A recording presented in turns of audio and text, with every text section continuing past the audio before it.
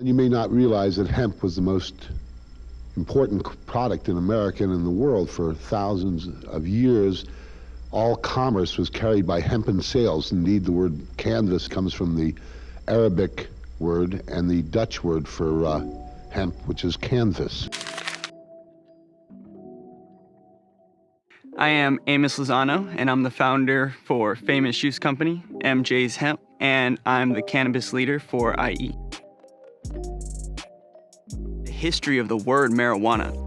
It's been recently getting a bad reputation even amongst the cannabis leaders in the industry because it's been put out to be a racist term used by the white people running our government in the 20s and the 30s that really criminalized cannabis. And so the myth was that they made up the term marijuana to slander the plant and make it sound more like people of color's language. Now, the truth is actually that it is their language, and in these indigenous people cultivating hemp varieties for European settlers, they discovered the psychoactivity of the marijuana side of the plant and realized this could be a good replacement for the other psychedelic drugs that they culturally normally would use that they're now no longer allowed to use.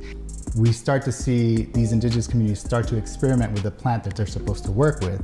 And so what they had to do is start to use these sort of Christian-oriented naming practices to be able to hide their consumption of psychoactive plants.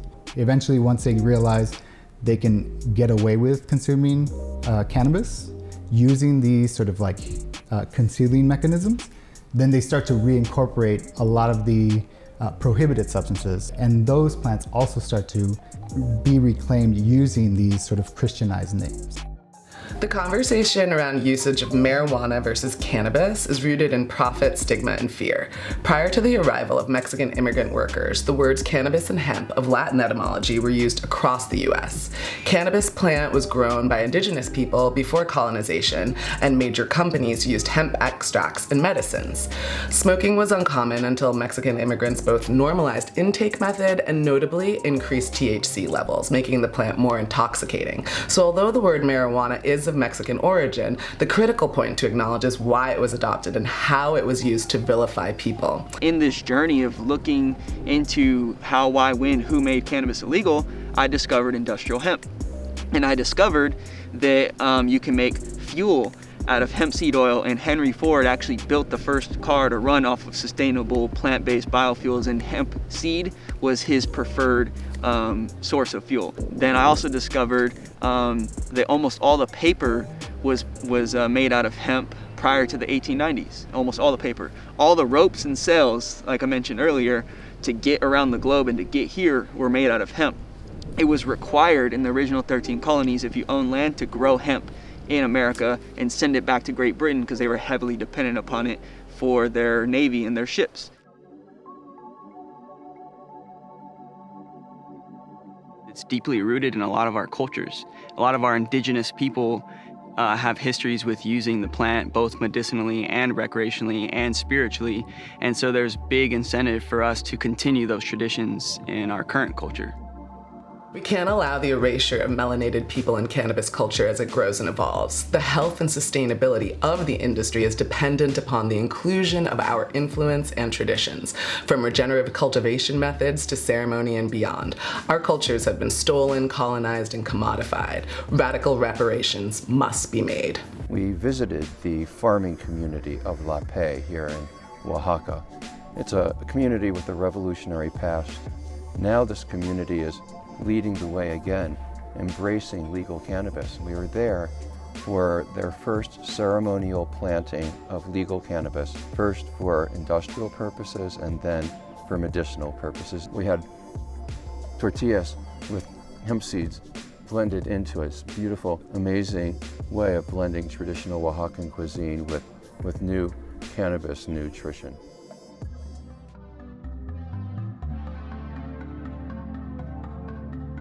We were raised as a country with this stigma towards the plant. There was all these lies about the plant. It kills your brain cells and it makes you lazy, that it's highly addictive. All these things that were pushed by, like we mentioned earlier, the Reagan administration and the war on drugs. and all the propaganda. That's what I was referring to. Okay. And so it makes marijuana feel like crack, and it's literally scheduled to this day. As of right now, marijuana is a Schedule I controlled substance in the same category as heroin and meth. Now we have more awareness about it, but at the time, people had never heard of hemp, and people didn't know the difference between hemp and marijuana. In America, hemp was treated as marijuana. So for instance, Native American people on reservations in America were criminalized for growing industrial hemp, for making sandals, for making blankets. But the DEA would come in and eradicate their hemp crops and treat them like marijuana drug dealers. And so up until 2018, there was no distinction between hemp and marijuana. They were all marijuana in the eyes of the government. Hemp and marijuana plants are both the same species. The Hemp Farming Act of 2018 legally defined hemp as cannabis that contains 0.3% or less THC, removing it from Schedule I controlled substances, while marijuana is cannabis that contains more of the intoxicating cannabinoid. In 1970, that's when the Controlled Substance Act was passed, which effectively created a prohibition not just on cannabis and marijuana, but a variety of different drugs. That started the war on drugs. I began the meeting by making this statement, which I think needs to be made to the nation. America's public enemy number one in the United States is drug abuse. Although the Controlled Substance Act was signed in 1970, the war on cannabis really began in the 30s. But this policing of non-white bodies goes back to anti-opium laws in 1870s with Chinese immigrants. One of the goals of the propaganda film Reefer Madness, besides the obvious fear-mongering, was to brainwash the public into believing there were no benefits of cannabis, so racist wealthy white businessmen like Rockefeller, Hearst, DuPont, etc. could capitalize on the production and exploitation of resources, from oil to plastic, steel, cotton, pharmaceuticals. Cannabis was a threat that needed to be suppressed. With the plan out of the way, they could continue to dominate and lock up free BIPOC labor through mass incarceration. One of the posters depicted marijuana as being public enemy number one. So in that war on drugs, they further demonized marijuana for a variety of reasons, because of its hemp uses, because of its medicinal uses, which they neglected to teach and show the public about. And so that's something that warrants awareness, is that not only did they create this war on drugs where they criminalized the exploration of your mind, your body, your spirituality, using different types of psychedelic drugs which have been culturally used by indigenous people, not just marijuana, but other psychedelic drugs as well. But they then made marijuana the forefront of that and really criminalized people who use that and the culture of the people who use that. Step one is becoming educated on the history of the plant and the cultural use of the plant, as well as all of the uses of the plant, all aspects of the plant. What I try to focus on and teach people about is the industrial side, because that actually has a lot more history and use, not only among indigenous people, but even European people and settlers. And so I think education on the whole plant is very crucial, and self-education is major. There's lots of resources now to go and discover these things. So there is almost an unimaginable amount of ways that they can support and use the plant without being high. You can buy shoes, you can buy pants, you can buy t-shirts, you can buy apparel in general, hemp flower and CBD products that help therapeutically and even medicinally in some cases. In addition to making purpose-driven purchases, lean into your values by supporting marginalized communities. We also need education and advocacy. Get involved to end prohibition and incarceration. Work with and amplify organizations already doing the work to ensure that a federally legalized industry includes those marginalized communities. Educate those closest to you to eradicate stigma. Get outside and help with the harvest. Put your hands in the soil and grow your own to make infused beverages and treats. Get familiar with cannabinoids beyond THC and CBD. There are so many, and we're only scratching the surface. And make conscious consumption an everyday practice by creating circular economies within the global majority. Focus on having purposeful purchase. What I hope that those that are not interested in being high with marijuana is to support all facets of the plant that are not that. And there's a lot more to it. In fact, there's more to the plant than there is psychoactivity, but it's the United States government that hyper-focused on that one use and demonized it over the past 80 years.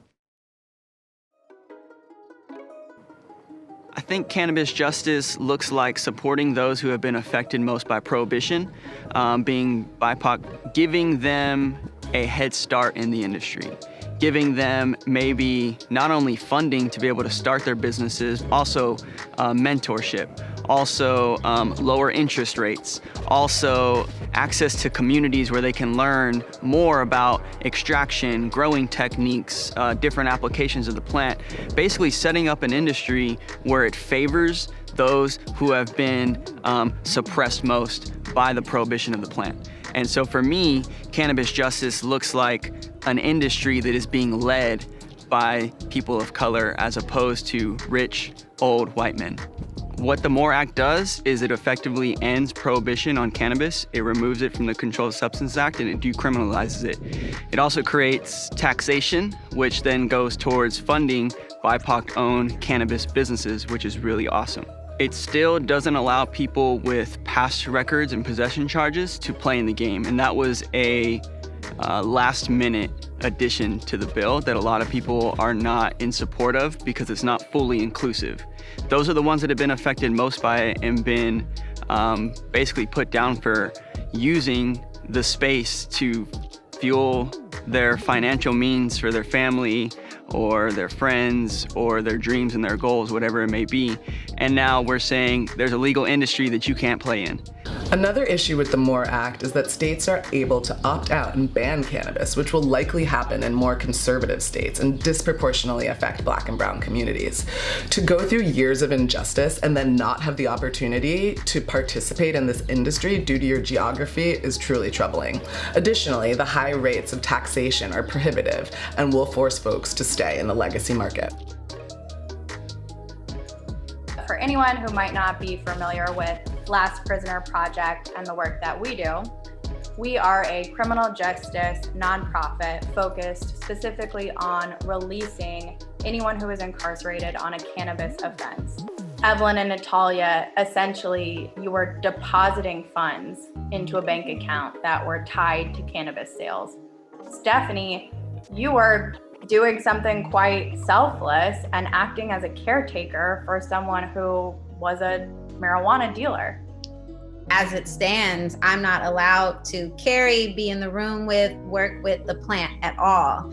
And I'm at Vertosa, and thankfully enough, their plant is completely different from where our offices are. And so I'm able to work in the industry without touching the plant, which I think is a major factor when we're talking about re-entry and moving forward. Is there positions for people like me in leadership, in the office, working in roles outside of dispensaries where typically social equity programs are, guiding us all towards like ownership in dispensaries, which we're not allowed in, and I won't be allowed in that space for another 3 years. So it's important for people to support BIPOC-owned cannabis companies because those are the ones who have been mostly affected by prohibition.